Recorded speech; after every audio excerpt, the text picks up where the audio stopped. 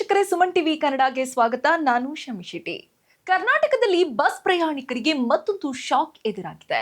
Guarantee ಯೋಜನೆಯ ಅಡಿಯಲ್ಲಿ ಶಕ್ತಿ ಯೋಜನೆಯೊಂದಿಗೆ ಮಹಿಳೆಯರಿಗೆ ಬಸ್ ಫ್ರೀ ಆಗಿದ್ರೆ, ಇನ್ನೊಂದು ಕಡೆ ಪದೇ ಪದೇ ಬಸ್ ಟಿಕೆಟ್ ದರ ಏರಿಕೆ ಮಾಡಿ ಜನರಿಗೆ ದೊಡ್ಡ ಹೊರೆ ಕೂಡ ಇದೇ ಸರ್ಕಾರ ಕೊಡ್ತಾ ಇದೆ.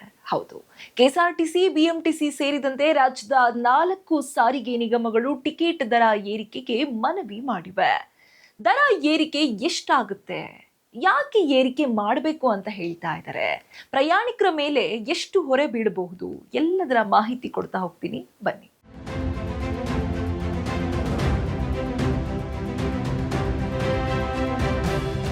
ರಾಜ್ಯದ 4 ಸಾರಿಗೆ ನಿಗಮಗಳಾದ ಕೆಎಸ್ಆರ್ಟಿಸಿ, ಬಿಎಂಟಿಸಿ, ಎನ್ಡಬ್ಲ್ಯೂಕೆಆರ್ಟಿಸಿ ಮತ್ತು ಕೆಕೆಆರ್ಟಿಸಿ ಆರ್ಥಿಕ ಸಂಕಷ್ಟ ಎದುರಿಸ್ತಾ ಇದೆ. ಮುಖ್ಯವಾಗಿ ಡೀಸೆಲ್ ದರ ಏರಿಕೆಯಿಂದ ನಿಗಮಗಳ ಖರ್ಚು ಹೆಚ್ಚಾಗಿದೆ. ಇದರ ಹಿನ್ನೆಲೆಯಲ್ಲಿ ಟಿಕೆಟ್ ದರ ಪರಿಷ್ಕರಣೆ ಬಗ್ಗೆ ಸರ್ಕಾರದ ಮಟ್ಟದಲ್ಲಿ ಚರ್ಚೆ ನಡೀತಾ ಇದೆ. ಕೆಎಸ್ಆರ್ಟಿಸಿ ಸುಮಾರು 33% ಹಾಗೂ ಬಿಎಂಟಿಸಿ ಸುಮಾರು 44% ದರ ಏರಿಕೆಗೆ ಮನವಿ ಮಾಡಿದೆ ಎನ್ನಲಾಗ್ತಿದೆ. ಆದರೆ ಇದು ಅಂತಿಮ ನಿರ್ಧಾರ ಅಲ್ಲ. ಸಾರಿಗೆ ನಿಗಮಗಳ ಪ್ರಕಾರ ಡೀಸೆಲ್ ದರ ಏರಿಕೆಯೇ ಪ್ರಮುಖ ಕಾರಣ ಅಂತ ಹೇಳ್ತಾ ಇದ್ದಾರೆ. ಡೀಸೆಲ್ ದರ ಈಗಾಗಲೇ ಹಲವು ಬಾರಿ ಹೆಚ್ಚಾಗಿದೆ. 4 ನಿಗಮಗಳಿಗೆ ಒಟ್ಟಾರೆಯಾಗಿ ತಿಂಗಳಿಗೆ ಸುಮಾರು 40 ಕೋಟಿ ರೂಪಾಯಿ ಹೆಚ್ಚುವರಿ ಹೊರೆ ಬೀಳ್ತಾ ಇದೆ ಎಂದು ಅಧಿಕಾರಿಗಳು ಸರ್ಕಾರಕ್ಕೆ ಈಗ ತಿಳಿಸಿದ್ದಾರೆ. ಇದೇ ಪರಿಸ್ಥಿತಿ ಮುಂದುವರೆದರೆ ವರ್ಷಕ್ಕೆ ಸುಮಾರು 480 ಕೋಟಿ ರೂಪಾಯಿ ಹೆಚ್ಚುವರಿ ಹೊರೆ ಬೀಳುವ ಸಾಧ್ಯತೆ ಇದೆ.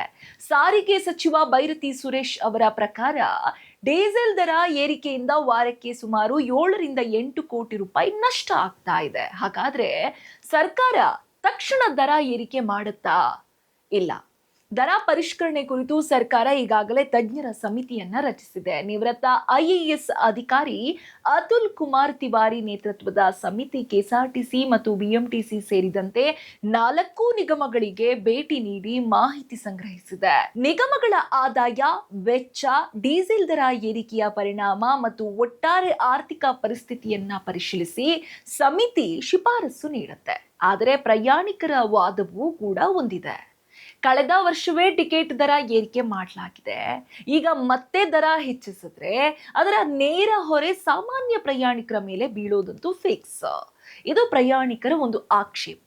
ವಿಶೇಷವಾಗಿ ಪ್ರತಿದಿನ ಬಸ್ ಬಳಸುವ ಉದ್ಯೋಗಿಗಳು, ವಿದ್ಯಾರ್ಥಿಗಳು ಮತ್ತು ಕಡಿಮೆ ಆದಾಯದ ಪ್ರಯಾಣಿಕರಿಗೆ ದರ ಏರಿಕೆ ಹೆಚ್ಚುವರಿ ಹೊರೆಯಾಗುತ್ತೆ ಅಂತ ಹೇಳಿ ಪ್ರಯಾಣಿಕರು ಹೇಳ್ತಾ ಇದ್ದಾರೆ. ಈಗ ಎಲ್ಲರ ಗಮನವೂ ಕೂಡ ತಜ್ಞರ ಸಮಿತಿಯ ವರದಿಯತ್ತ ಇದೆ. ಸಮಿತಿ ವರದಿ ಸಲ್ಲಿಸಿದ ಬಳಿಕ ಅದನ್ನ ಮುಖ್ಯಮಂತ್ರಿಯವರ ಗಮನಕ್ಕೆ ತರಲಾಗುತ್ತೆ.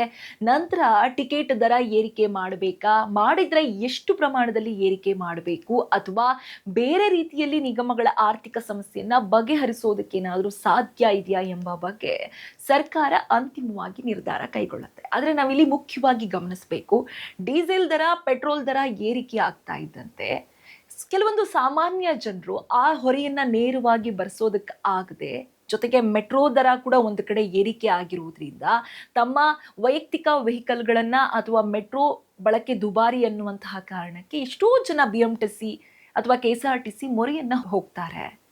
ಒಂದಿಷ್ಟು ಪ್ರಯಾಣಕ್ಕೆ ಒಂದು ರೀತಿಯಲ್ಲಿ ಕಡಿಮೆ ವೆಚ್ಚದಲ್ಲಿ ಆರಾಮಾಗಿ ಪ್ರಯಾಣ ಮಾಡ್ಬೋದಪ್ಪ ಅನ್ನುವ ಕಾರಣಕ್ಕೆ ಕೆಎಸ್ಆರ್ಟಿಸಿ, ಬಿಎಂಟಿಸಿ ಅತ್ತ ಮುಖ ಮಾಡಿದ್ದಾರೆ. ಆದರೆ ಈಗ ನಮ್ಮ ನಿಗಮಗಳಿಗೆ ಡೀಸೆಲ್ ದರ ಅಥವಾ ಪೆಟ್ರೋಲ್ ದರದಿಂದ ಹೊರೆ ಆಗ್ತಾ ಇದೆ ಅಂತ ಹೇಳಿ ಈ 4 ನಿಗಮಗಳು ಕೂಡ ದರವನ್ನ ಏರಿಕೆ ಮಾಡೋದಕ್ಕೆ ಹೊರಟ್ರೆ ಸಾಮಾನ್ಯ ಜನರು ಏನು ಮಾಡಬೇಕು?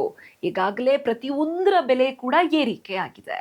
ತಮ್ಮ ವೈಯಕ್ತಿಕ ವೆಹಿಕಲ್ಗಳನ್ನ ಬಳಕೆ ಮಾಡ್ತೀವಿ ಅಂತಂದ್ರೆ ಡೀಸೆಲ್ ದರ ಏರಿಕೆ ಆಗಿದೆ, ಪೆಟ್ರೋಲ್ ದರ ಏರಿಕೆ ಆಗಿದೆ.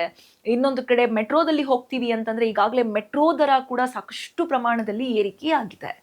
ಹೀಗಿದ್ದಾಗ ಪದೇ ಪದೇ ಕೆಎಸ್ಆರ್ಟಿಸಿ, ಬಿಎಂಟಿಸಿ ಅಥವಾ 4 ನಿಗಮಗಳಲ್ಲಿ ಪದೇ ಪದೇ ದರವನ್ನ ಏರಿಕೆ ಮಾಡ್ತಾ ಇದ್ರೆ ಜನ ಏನು ಮಾಡಬೇಕು? ಗ್ಯಾರಂಟಿ ಯೋಜನೆಗಳ ಹೆಸರಲ್ಲಿ ಇದೇ ಸರ್ಕಾರ ಜನರಿಗೆ ಫ್ರೀ ಯೋಜನೆಗಳನ್ನ ನೀಡುತ್ತೆ. ಹೆಂಗಸರಿಗೆ 2,000 ರೂಪಾಯಿಗಳನ್ನ ಜೊತೆಗೆ ಗೃಹಲಕ್ಷ್ಮಿ ಯೋಜನೆ ಜಾರಿ ಮಾಡಿದ್ರೆ, ಗಂಡು ಮಕ್ಕಳಿಗೆ ಯಾವುದೇ ರೀತಿಯಾದಂತಹ ಒಂದು ಸೌಲಭ್ಯ ಇಲ್ಲ ಅನ್ನುವಂಥದ್ದು ಒಂದಿಷ್ಟು ಗಂಡು ಮಕ್ಕಳ ದೂರ ಆದ್ರೆ, ಇನ್ನೊಂದು ಕಡೆ ಮಹಿಳೆಯರಿಗೆ ಫ್ರೀ ಬಸ್ ವ್ಯವಸ್ಥೆ ಮಾಡ್ತಾರೆ. ಅದೇ ಬಸ್ನಲ್ಲಿ ಪ್ರಯಾಣ ಮಾಡುವಂತಹ ಪುರುಷರು ನಾವೇನ್ ತಪ್ಪು ಮಾಡಿದೀವಿ ಅನ್ನುವಂತಹ ಪ್ರಶ್ನೆ ಕೂಡ ಈಗಾಗಲೇ ಸಾಕಷ್ಟು ಬಾರಿ ಎತ್ತಿದ್ರು. ಹೀಗಿದ್ದಾಗ ಮಹಿಳೆಯರಿಗೆ ಒಂದು ಕಡೆ ಬಸ್ ದರ ಏನು ಫ್ರೀ ಆದರೆ ಇನ್ನೊಂದು ಕಡೆ ಪುರುಷರಿಗೆ ಅಂತ ಬಂದ್ರೆ ಪದೇ ಪದೇ ಬಸ್ ದರ ಏರಿಕೆ ಮಾಡ್ತಾ ಇದ್ರೆ ಕಷ್ಟ ಆಗುತ್ತೆ. ಸಾಮಾನ್ಯ ಜನರು ದುಡಿಮೆಗೋಸ್ಕರ ಸಾಕಷ್ಟು ಜನರು ಬಸ್ಸನ್ನೇ ಅವಲಂಬಿಸಿದ್ದಾರೆ. ಹೀಗಿದ್ದಾಗ 4 ನಿಗಮಗಳು ಒಂದೇ ಬಾರಿ ಸುಮಾರು 33% 44% ಏನು ಬಸ್ ಟಿಕೆಟ್ ದರವನ್ನೇನಾದ್ರೂ ಏರಿಕೆ ಮಾಡಿದ್ರೆ ಸಾಮಾನ್ಯ ಜನರ ಮೇಲೆ ದೊಡ್ಡ ಮಟ್ಟದ ಹೊರೆ ಬೀಳೋದಂತೂ ಖಂಡಿತ ಫಿಕ್ಸ್. ಇನ್ನು ಒಟ್ನಲ್ಲಿ ಸಾರಿಗೆ ನಿಗಮಗಳಿಗೆ ಹೆಚ್ಚುತ್ತಿರುವಂತಹ ಇಂಧನ ವೆಚ್ಚ ಒಂದು ಕಡೆ ಆದರೆ ಪ್ರಯಾಣಿಕರ ಮೇಲಿನ ಹೆಚ್ಚುವರಿ ಹೊರೆ ಮತ್ತೊಂದು ಕಡೆ ಆಗಿದೆ. ಹೀಗಾಗಿ ಸರ್ಕಾರ ಯಾವ ನಿರ್ಧಾರ ತೆಗೆದುಕೊಳ್ಳುತ್ತೆ ಎಂಬುದನ್ನ ಈಗ ಕುತೂಹಲಕ್ಕೆ ಒಂದು ರೀತಿಯಲ್ಲಿ ಕಾರಣ ಮಾಡಿಕೊಟ್ಟಾಗಿದೆ. ನಿಮ್ಮ ಪ್ರಕಾರ ಬಸ್ ಟಿಕೆಟ್ ದರ ಏರಿಕೆ ಮಾಡಬೇಕಾ ಅಥವಾ ಸರ್ಕಾರವೇ ಸಾರಿಗೆ ನಿಗಮಗಳಿಗೆ ಹೆಚ್ಚಿನ ಆರ್ಥಿಕ ನೆರವನ್ನ ನೀಡಬೇಕಾ? ಕಾಮೆಂಟ್ನಲ್ಲಿ ತಿಳಿಸಿ.